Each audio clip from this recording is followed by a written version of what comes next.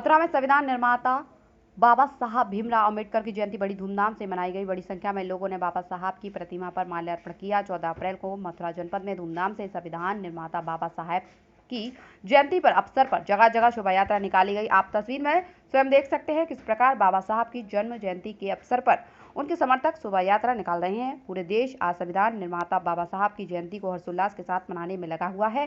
कार्यक्रम के आयोजक का कहना है कि संविधान निर्माता बाबा साहब ने सभी जातियों धर्मों को समान रूप से मानते हुए कार्य किया था। उनका कहना था कि बाबा साहब का देश के निर्माण में एक बहुत बड़ा योगदान है। आइए सुनते हैं लोगों का क्या कहना है।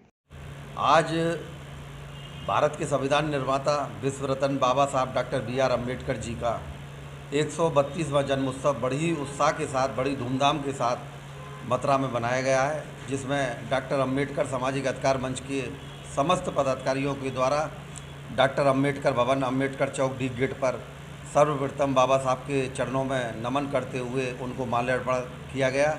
उसके बाद में सभी साथियों ने बाबा साहब के बताए हुए मार्ग पर चलने का निर्णय लिया और सबसे ज़्यादा डॉक्टर आपके चैनल के माध्यम से डॉक्टर अम्बेडकर सामाजिक अधिकार मंच के पदाधिकारियों के द्वारा शिक्षा पर जोर दिया गया और आपके चैनल के माध्यम से हम पूरे समाज के लोगों को जो भी या मथुरा में, उत्तर प्रदेश में, पूरे देश में जो भी इस चैनल को देख रहे हों उनसे निवेदन करेंगे कि वो अपने बच्चों को ज़रूर पढ़ाएं।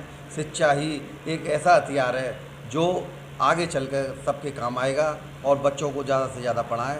और बड़ी ही उत्साह के साथ 132वां जन्मोत्सव बाबा साहब का मथुरा में बनाया गया। और बोला शोभा यात्रा का क्या कार्यक्रम है?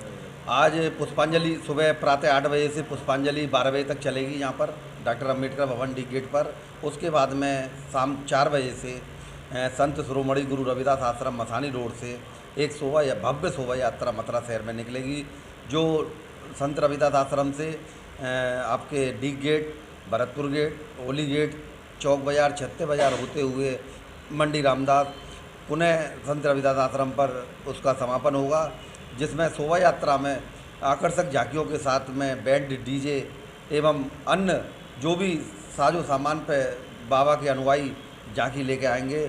बहुत ही ऐतिहासिक देखने के लिए कार्यक्रम मिलेगा आपको।